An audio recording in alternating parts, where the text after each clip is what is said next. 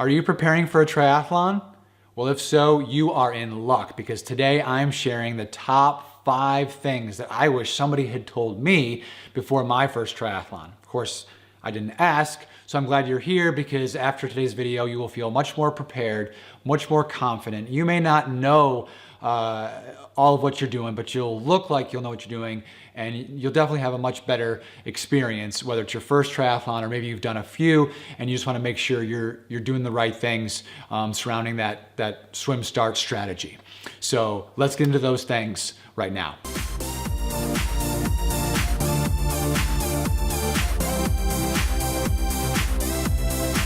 Welcome to ewjtri, where we make all the training and racing mistakes so you don't have to. I'm Coach Eric, bringing you weekly training and racing tips, especially for the off-road triathlete.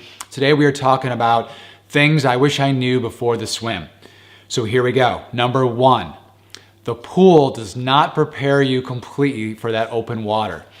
Now you can practice all you want in the pool and it will help you. I felt extremely prepared for my first open water swim based on the yardage that I put in the pool. But as I swam out in a practice open water swim 1 week before my actual triathlon, I got about 100 yards out and started to feel like I couldn't breathe and started to panic. The ground was getting further away from me and it just felt a little bit odd. So you really just want to be prepared. I'm not saying this to scare you, but no, depending on what you're swimming in, it's just most important to get that first open water swim in. Now I know there's a few of you that won't be able to do that. So just know that the pool swims do not completely prepare you. I'll put a link in the upper right corner of your screen where there's a video on drills you can do in the pool, but again, that's going to help. It's not going to be enough to completely prepare your mind and your body for that open water swim. So just kind of be aware that you may have a little bit of some anxiety, some panic surrounding that. Totally normal.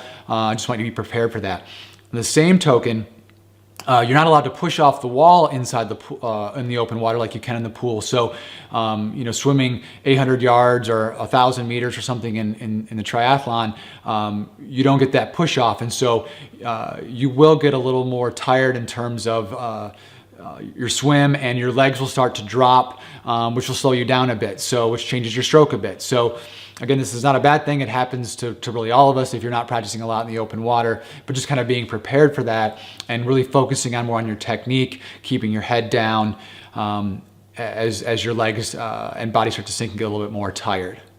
Number 2, get in the water before the race. My first triathlon, I have a running background, so I did a little running warm up, got the heart rate going. I felt loose from that standpoint, and then I got in my swim gear and I just sort of stood around on the beach, waving my arms around a little bit. Get in the water, 15 minutes before, 10 minutes before. It doesn't have to be a lot.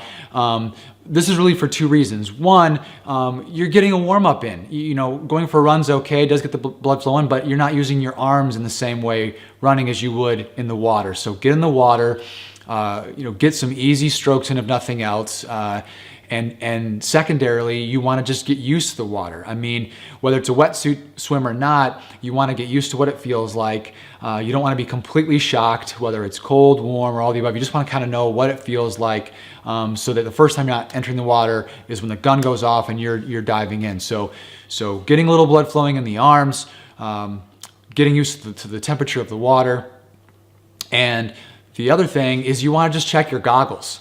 Make sure that there's a good seal. You don't want to be rushing in and in the first 20 yards, now you've got your goggles leaking. So you're kind of doing a 3-in-1 by just getting in the water beforehand. A couple minutes to go, especially the small races, the race director will have you come out of the water, and then you'll be on land for just a few moments before you start. Number 3 of the things I wish I knew, have a race strategy. I mean, I'll give you one, unless you're an elite swimmer, and if you are, you probably don't need to watch this video. You are gonna take off right from the beginning and be at the front of the pack. But for the majority of swimmers, especially the first time or first couple of races, gosh, swimming is actually my weakest, and so even I'm not pushing up towards the front. And so with the swim, you want to get in the back, because otherwise you're going to have people swimming over top of you, and the swim can be hard enough. You don't need to worry about that necessarily. And then you either want to move to the left or to the right, and that really depends on your specific course. So look at the course ahead of time, and if the first turn is going to be a left turn, then line up towards the right. and do it the other way, vice versa, while to the left if your first turn is going to be on the right. And so that really is sort of the strategy to go with, so that you're not dealing with a ton of washing machine type scenarios where there's arms and legs flailing, and you're not having an issue getting your goggles kicked off or getting hit or just being run over or having breathing issues. You're just able to start, and once you get going, you'll start catching people, but just kind of getting out of the fray at the beginning. Okay, number 4.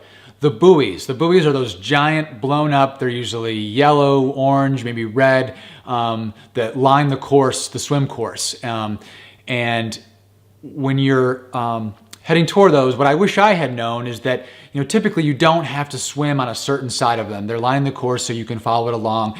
I remember one of my first races, I'm going out, I thought I had to be on the left side, and I was swimming way off course and to the right, and so I thought I had to swim back around that side of the buoy, and really you just have to go along either side of the buoy as you're swimming. The exceptions to that are the turn buoys, and so when you make a sharp right, sharp left turn, you do have to stay on the particular side that everyone has to go around so that the course is equal. But if there's just 3 or 4 buoys lined up straight, typically you don't have to swim on the left or on the right. You can swim on either side. Depending on where the turn is, the majority of the swimmers will be on a certain side, but don't worry if you start to swim off course, which is usually the case while you're on the wrong side or a side different from the others. But just those turn buoys you have to watch out for. And so when you come into the turn buoy, back to that strategy of being more to the opposite side of the turn buoy is, as you come in there, it becomes a bottleneck. And so as you approach it, even if you don't have a lot of swimmers around you, everyone's making that turn. And so if you're more on the outside, you can actually go around and turn a little bit faster if you're not hugging the buoy, because you're not worried about 5 or 6 or 10 other swimmers. And so you can be close to the buoy, but not on the inside of it, and you'll have a much more pleasant swim. Okay, the last one, number 5.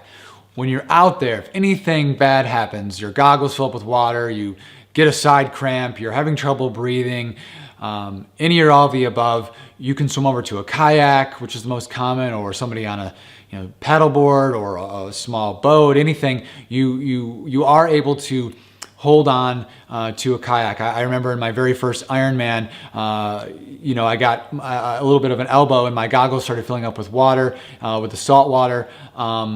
And I wasn't sure, can I swim over? Am I getting disqualified? And it got to the point where it was stinging my eye, so I just went over there and put my elbows on the surfboard, and then I was able to more easily adjust my goggles and continue on. And if you can adjust them while you're treading water, that's great. But don't worry, if anything happens, you can go over to those kayaks. As long as they're not helping you, progress through on the course, you're able to stop for as long as you need, catch your breath. Adjust your goggles, and then get back on the course. And so that can be something that really just gives you enough time to compose yourself, fix what you need, and carry on. And you don't have to worry about being disqualified for doing that. So those are the 5 things that I wish I knew before my first triathlon. I hope it was helpful for you.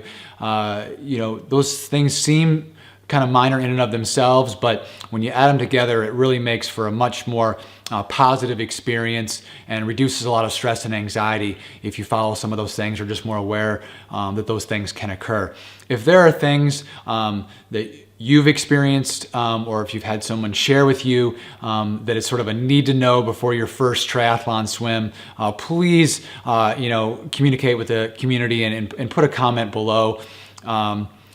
Consider subscribing, as I'm going to have a series of videos on the 5 things I wish I knew, both in the bike leg as well as for the run leg for off-road triathlon. And I'll put the video link in the top right.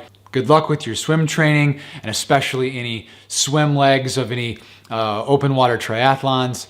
And until next week, I will see you on the trails.